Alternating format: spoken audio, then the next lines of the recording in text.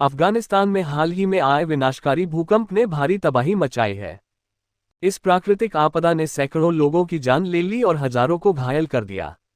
इस संकट की घड़ी में भारत ने एक बार फिर अपनी मानवीय जिम्मेदारी निभाते हुए अफगानिस्तान के लोगों के लिए सहायता का हाथ बढ़ाया है।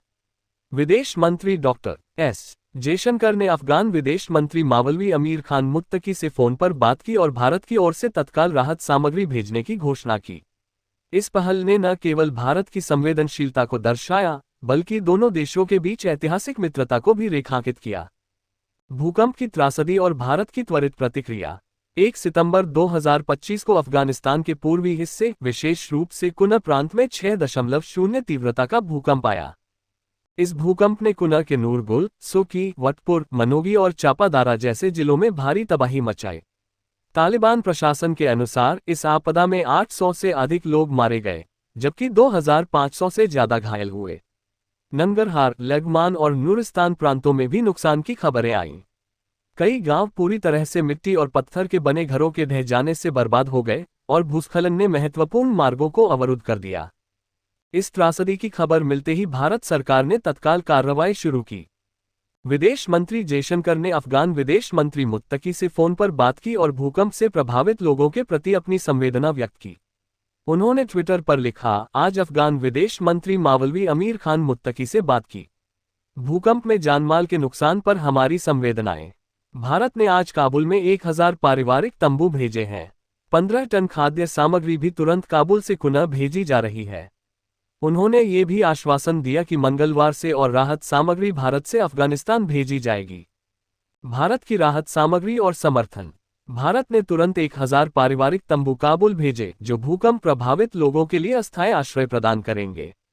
इसके साथ ही 15 टन खाद्य सामग्री कुना प्रांत के लिए रवाना की गई। ये सहायता भारतीय मिशन द्वारा समन्वित की जा रही है, जो ये सुनिश्चित करेगा कि राहत सामग्री जरूरतमंदों तक समय पर पहुंचे। जयशंकर ने कहा, भारत इस कठिन समय में अफगानिस्तान के साथ खड़ा है। हम घायलों के शीघ्र स्वस्थ होने की कामना करते हैं। प्रधानमंत्री नरेंद्र मोदी ने भी इस आपदा पर गहरा दुख व्यक्त किया। उन्होंने ट्विटर पर लिखा, अफगानिस्तान में भूकंप से जानमाल के नुकसान से गहरा दुख हुआ।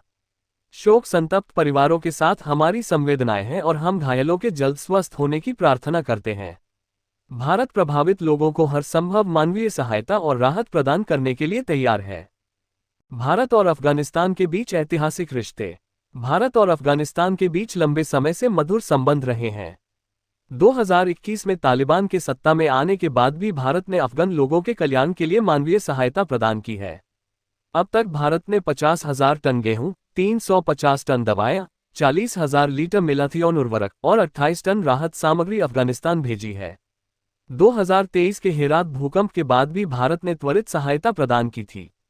हालांकि भारत ने अभी तक तालिबान को औपचारिक मान्यता नहीं दी है, मुख्य रूप से तालिबान के मानवाधिकार रिकॉर्ड, विशेष रूप से लड़कियों की शिक्षा और महिलाओं के अधिकारों पर प्रतिबंधों के कारण। फिर भी भारत ने अफगान लोगों की मदद के लिए अपनी प्रतिबद्धता बनाए रखी है। जयशंकर और मुत्तकी के बीच ये फोन कॉल न केवल मानवीय सहायता के संदर्भ में महत्वपूर्ण है, बल्कि ये दोनों देशों के बीच बढ़ते राजनयिक संपर्क को भी दर्शाता है। तालिबान की प्रतिक्रिया और भविष्य की संभावनाएं। अफगानिस्तान के विदेश मंत्रालय ने भी इस फोन कॉल की पुष्टि की और भारत के समर्थन के लिए आभार व्यक्त किया। तालिबान के प्रवक्ता ने कहा कि मुत्तकी ने जयशंकर को आश्वासन दिया कि राहत सामग्री को समय पर प्रभावित लोगों तक पहुंचाया जाएगा। ये सहयोग न केवल आपदा प्रबंधन में महत्वपूर्ण है, बल्कि यह भारत और तालिबान प्रशासन के बीच संबंधों को और मजबूत करने की दिशा में एक कदम भी हो सकता है।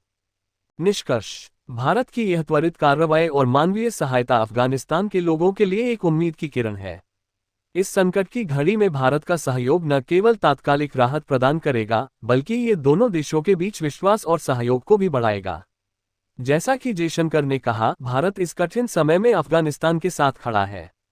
ये कथन भारत की उस नीति को दर्शाता है जो मानवता और मित्रता को सर्वोपरि मानती है।